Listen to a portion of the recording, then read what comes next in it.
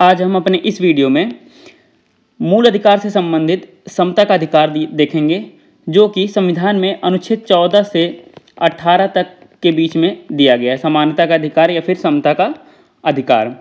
हमने अपने पिछले वीडियो में देखा था कि संविधान में कुल 7 प्रकार के मूल संविधान में, याद रखिएगा, मूल संविधान में हमारे कुल 7 प्रकार के मूल अधिकार थे, लेकिन वर्तमान समय में हमारे पास कुल मूल अधिकारों की संख्या 6 है, क्योंकि छठवां मूल अधिकार जो अनुच्छेद 31 के अंतर्गत था, संपत्ति का अधिकार, उसको 1978 में 44वें संविधान संशोधन के द्वारा हटाकर अनुच्छेद 300A के अंतर्गत रखा गया, जिसको अब कानूनी अधिकार बना दिया गया है मूल अधिकार की जगह पर।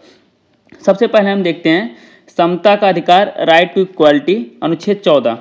अनुच्छेद 14 कहता क्या है? भारत के राज्य क्षेत्र में किसी व्यक्ति को विधि के समक्ष समता व विधियों के समान संरक्षण से वंचित नहीं करेगा। क्या कहता है अनुच्छेद 14? भारत राज्य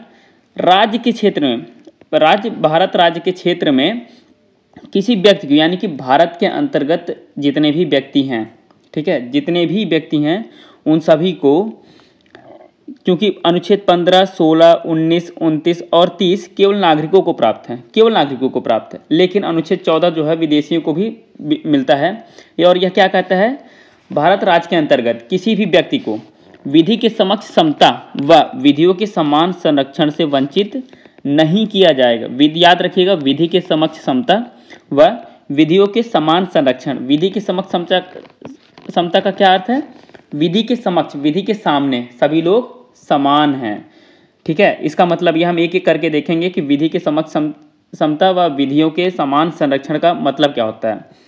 संविधान निर्माताओं ने अनुच्छेद 14 में उल्लिखित विधि के समक्ष समता की अवधारणा जर्मनी के वीपर संविधान की धारा 109 से तथा विधियों के समान संरक्षण की अवधारणा अमेरिकी संविधान के शिव संशोधन की धारा 1 से ली गई है। यह रॉन्ग हो गया है, इसमें गलत हो गया है। संविधान निर्माताओं ने विधि के समक्ष समता, विधियों के समान संरक्षण कहाँ से लिए हैं? विधियों के समान संरक्षण यह जो है अमेरिका से लिया गया है, लेकिन विधि के समक्ष समता यह कहाँ से लिया गया है? जर्मनी से लिया गया है। विधि के समक्ष समता क्या है? यह अवधारणा डायसी की देन है। विधि के समान जो संरक्षण की दिया गया है, समानता दिया गया है, यह क्या है? डायसी की देन है। कोई भी व्यक्ति विधि से ऊपर नहीं होगा, इसका मतलब है प्रत्येक व्यक्ति साधारण न्यायालयों के अधीन है। कोई भी व्यक्ति विधि से ऊपर नहीं होगा और हर एक व्यक्ति साधारण न्यायालयों के अधीन, यानी कि उसके अधीन, उसके अंदर आता है। कोई भी न्यायालय से ऊपर नहीं है, कोई भी व्यक्ति हो। प्रत्येक व्यक्ति साधारण विधि के अधीन है। प्रत्येक व्यक्ति क्या है?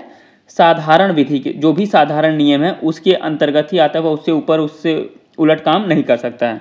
अगला क्या है? कानून के समक्ष सभी समान हैं, यानी जितने प्रकार के भी विशेषाधिकार हैं उन सभी को रद्द किया जाता है कानून के समक्ष। क्या क्या है विधि के समक्ष समता का अर्थ? क्योंकि यह विधि के समक्ष सभी व्यक्ति समान हैं, कोई भी व्यक्ति विधि से ऊपर नहीं है। प्रत्येक व्यक्ति साधारण न्यायालयों के अधीन है, यानी कि सभी व्यक्ति साधारण न्यायालय, जो न्यायालय है हमारे, उसके अंदर ही आते हैं। प्रत्येक व्यक्ति साधारण विधि के अधीन, जो साधारण नियम है हमारा, विशेष नियम छोड़िए, जो साधारण नियम है उसके अंदर ही सभी व्यक्ति आते हैं।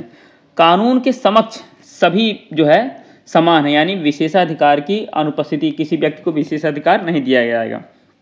प्रधानमंत्री व चपरासी विधि के समक्ष समान रहते हैं, चाहे जो हो, सभी लोगों को एक प्रकार का दंड मिलेगा, लेकिन क्योंकि इसमें कुछ अपवाद स्वरूप भी है और इसे नकारात्मक कहते हैं, क्योंकि किसी को विशेषाधिकार नहीं है। विधि के समक्ष समता को नकारात्मक बोलते हैं, यह बहुत ही महत्वपूर्ण है। नकारात्मक है क्योंकि क्या है? किसी भी व्यक्ति को विशेषाधिकार नहीं दिया गया है। विधि, अब हम आगे देखते हैं विधि का समान संरक्षण। क्या है विधि के समक्ष समता या फिर विधि के समान संरक्षण? अनुच्छेद 14 क्या कहता है?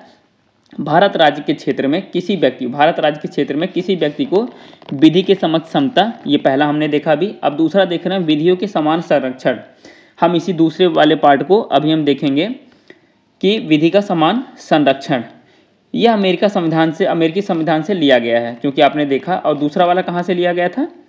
दूसरा वाला लिया गया था जर्मनी। सबसे पहला विधि के समक्ष समता ये जर्मनी से लिया गया है और विधि की समान संरक्षण यह अमेरिका से लिया गया है। इसका तात्पर्य है समान परिस्थितियों वाले व्यक्तियों के साथ समान व्यवहार। क्या है?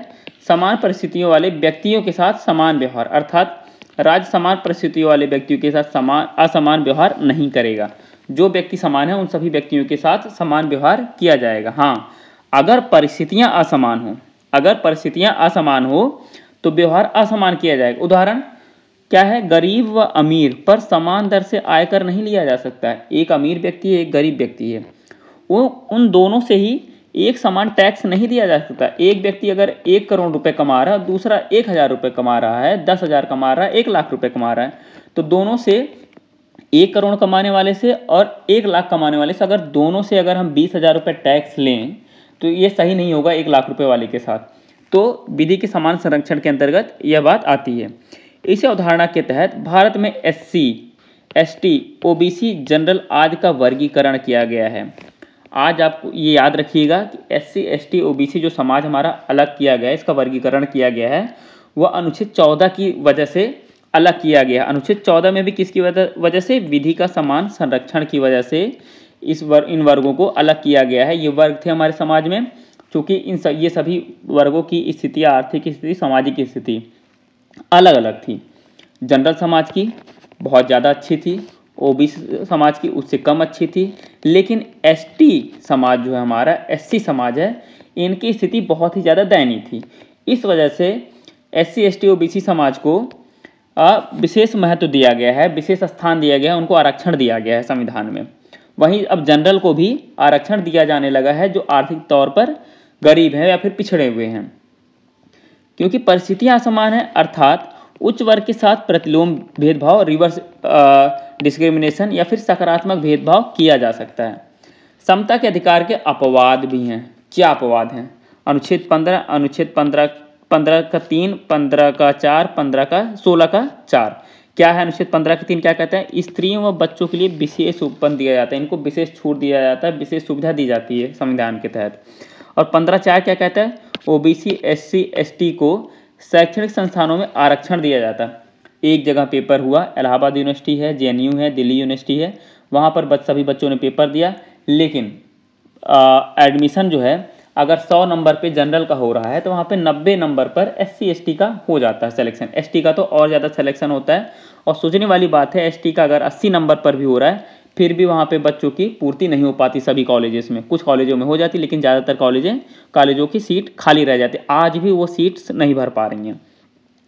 राष्ट्रपति, राज्यपाल, विदेशी राजनयिक, SC व ST के जजों व MP MLA को प्रदत्त विशेषाधिकार समता के अपवाद है। क्या कहता है कि भारत में राष्ट्रपति, राज्यपाल, जो भी विदेशी राजनयिक हैं, SC ST के जज हैं, MP MLA हैं, उनको विशेष प्रकार की सुविधा दी जाती है जो कि समता के अधिकार के विरुद्ध है, लेकिन उनको दिया जाता है। क्योंकि क्या कहा गया है कि परिस्थितियां अलग हैं, परिस्थितियां असमान हैं, इस वजह से उनको विशेष छूट दी जाती है। कोई भी आपराधिक व न्यायिक कार्यवाही राष्ट्रपति व राज्यपाल के विरुद्ध उनकी पदावधि के दौरान ना तो शुरू होगी ना ही जारी रहेगी।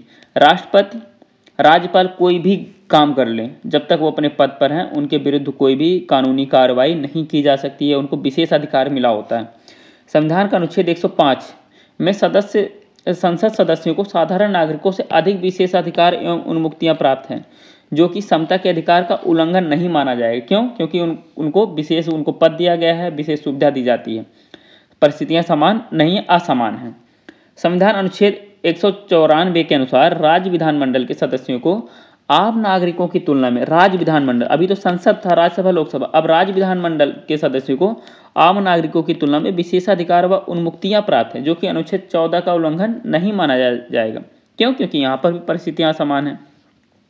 संविधान से बाहर विधि के शासन का अपवाद प्रवास पर आए विदेशी राष्ट्राध्यक्ष, विदेशी राजनयिक व विदेशी राजदूत की भी विधि के समान से शासन से परे होंगे।